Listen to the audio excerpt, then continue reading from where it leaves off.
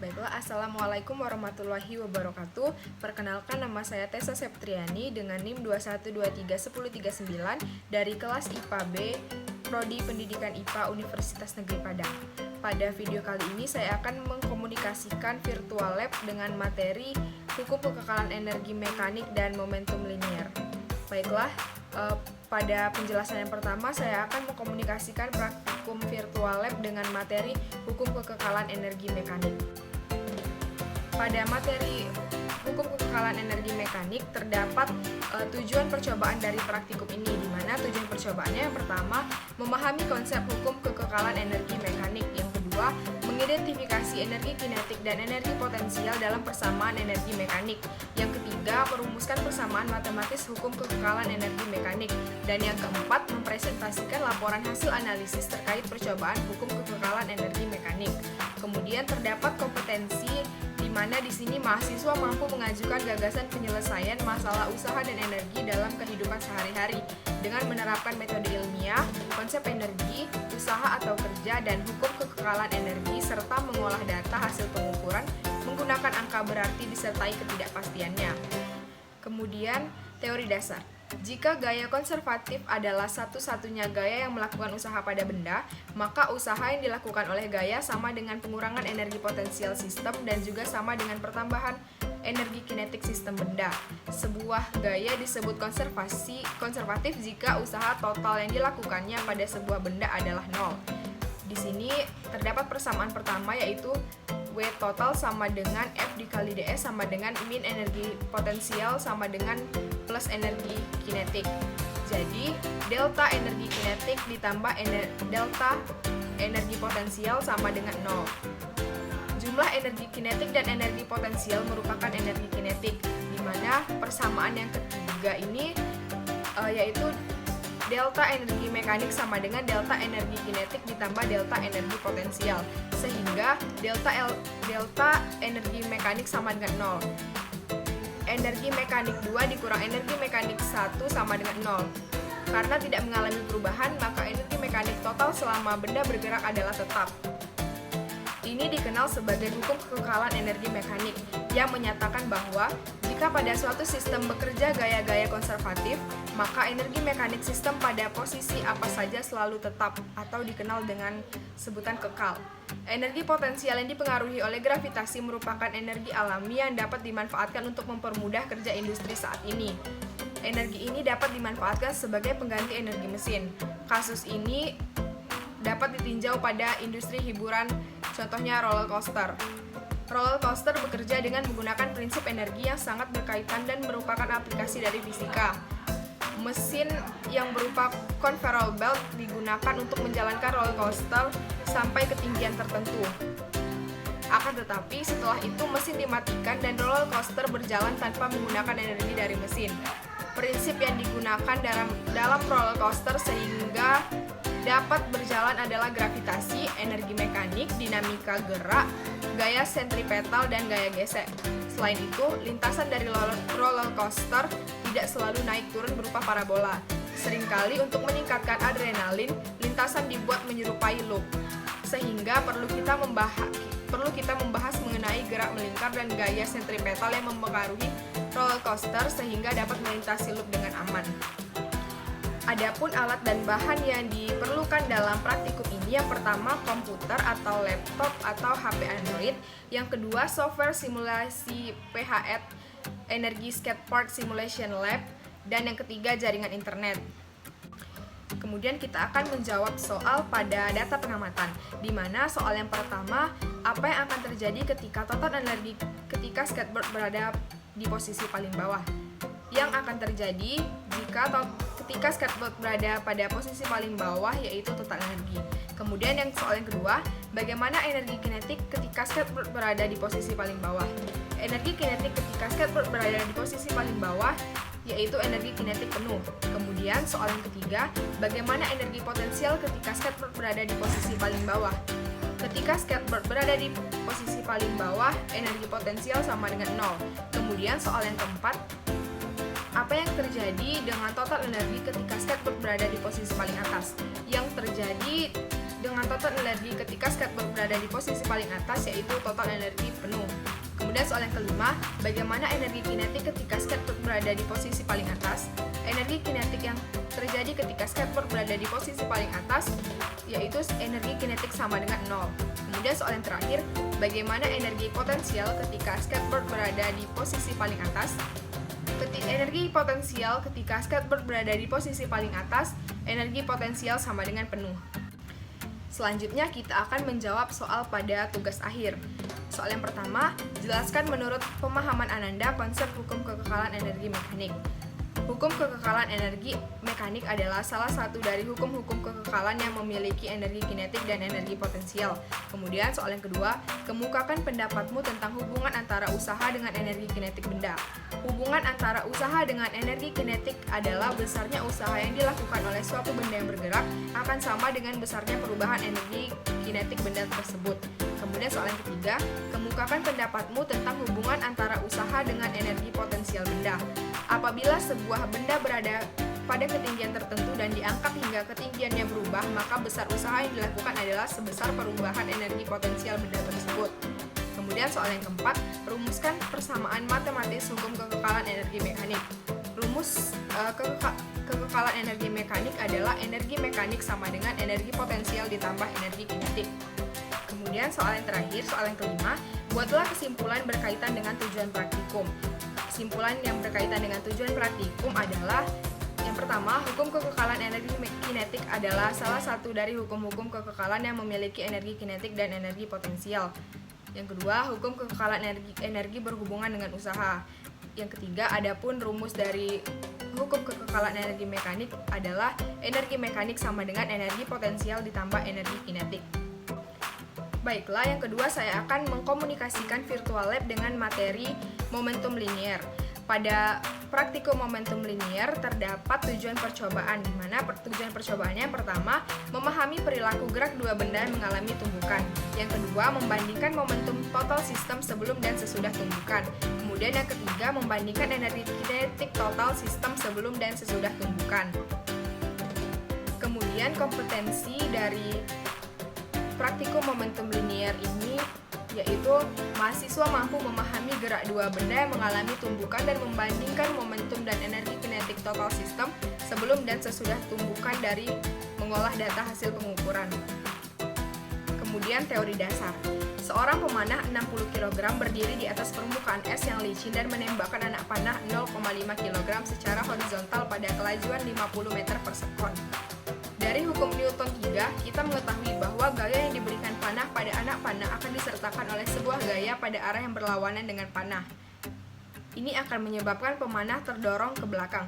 Akan tetapi, dengan kelajuan berapa, kita tidak dapat menjawab pertanyaan ini, baik menggunakan hukum Newton 2 maupun pendekatan energi, karena informasi yang tersedia tidak memadai. Kita dapat memecahkan persoalan di atas bila kita memperkenalkan suatu besaran yang menggambarkan gerak, yaitu momentum linier. Momentum didefinisikan sebagai perkalian massa benda dengan kecepatannya. Momentum dapat dinyatakan sebagai ukuran kesulitan mengubah kecenderungan gerak benda.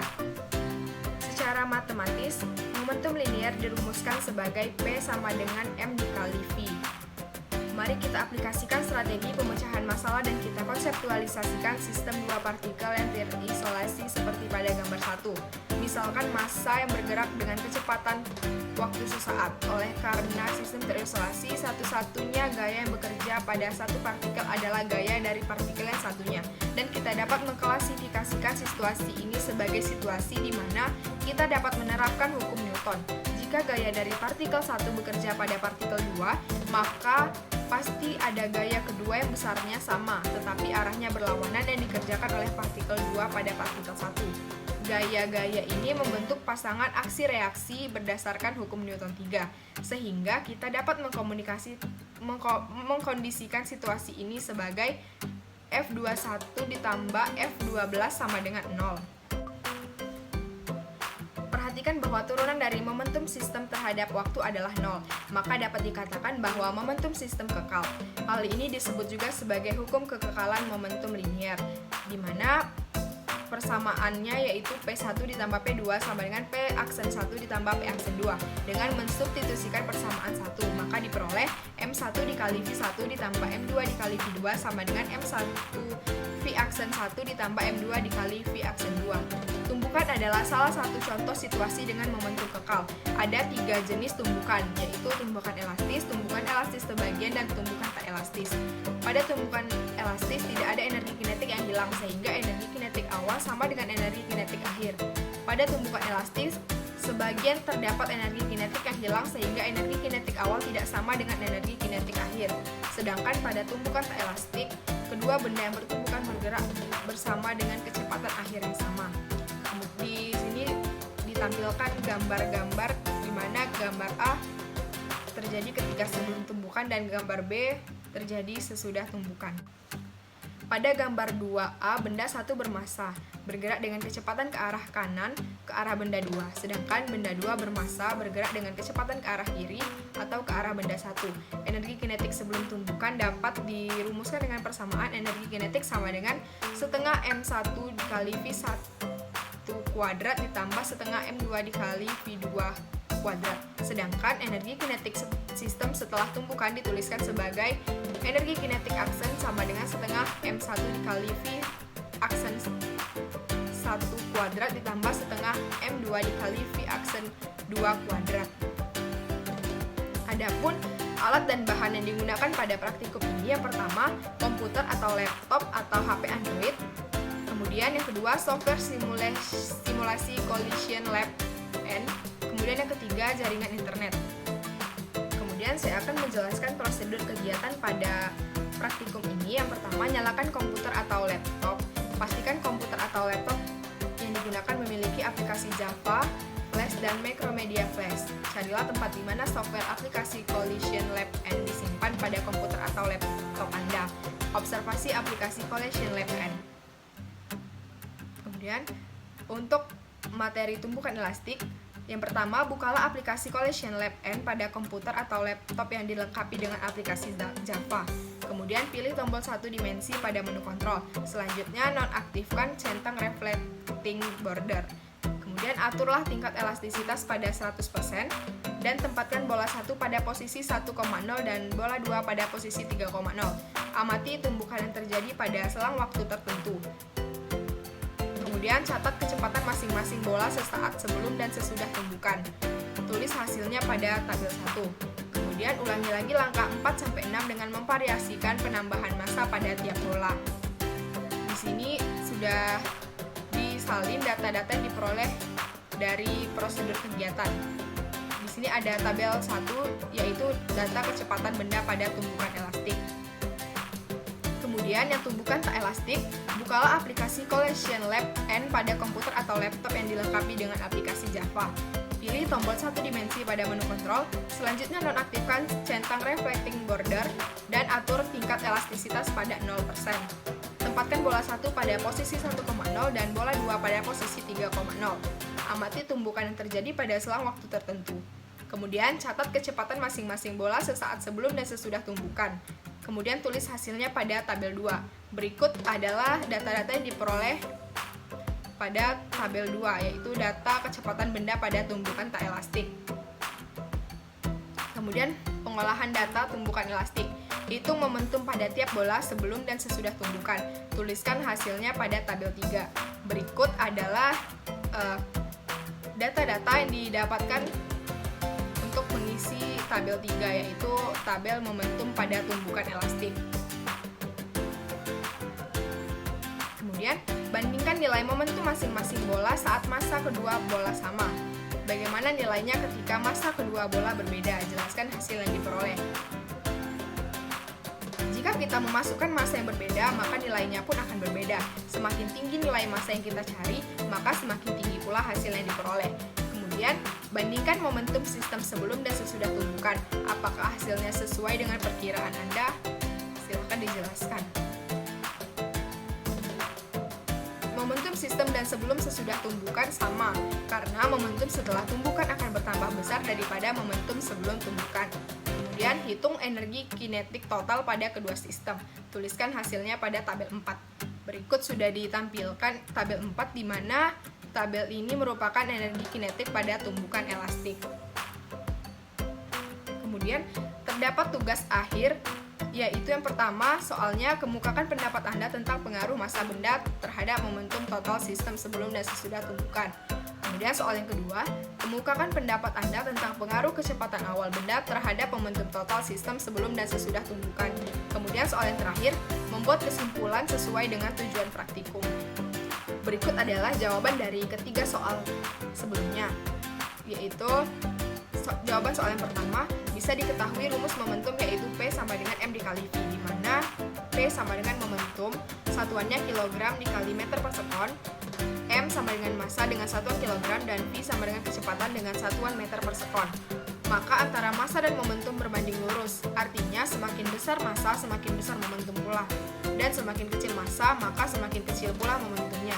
Pada tumbukan lenting sempurna dan sebagian yang mempengaruhi momentum adalah perubahan kecepatannya.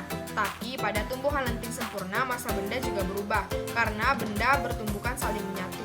Jadi bisa disimpulkan yaitu massa berpengaruh pada sebelum dan sesudah tumbukan, dan semakin besar massa semakin besar pula momentumnya. Kemudian jawaban soal yang kedua, jika tidak terdapat gaya luar yang bekerja pada sistem, maka momentum benda sebelum dan setelah tumbukan adalah sama. Ini berarti total momentum sistem benda sebelum tumbukan selalu sama dengan total momentum sistem benda setelah tumbukan. Secara matematis, hukum kekekalan momentum dapat dituliskan yaitu M1 dikali V1 ditambah M2 dikali V2 sama dengan M1 V1 aksen ditambah M2 dikali V2 aksen. Dan untuk kecepatannya hanya berpengaruh kepada tumbukan lenting sempurna. Kemudian jawaban soal yang ketiga, dari pembahasan di atas dapat disimpulkan bahwa momentum linear ialah hasil perkalian antara massa dengan kecepatannya. Menurut hukum kedua Newton, laju perubahan momentum dan sebuah partikel adalah sebanding dengan gaya resultan yang bekerja pada partikel dan dalam arah gaya itu. Apabila dua benda itu bertemu dengan kecepatan relatif, maka benda tersebut akan bertumbukan. Tumbukan dapat dibedakan menjadi dua, yaitu tumbukan lenting sempurna dan tumbukan tak lenting. Pada tumbukan lenting sempurna, energi kinetik benda tak berkurang atau berubah menjadi energi, bila pada tumbukan tak lenting energi kinetik benda berkurang.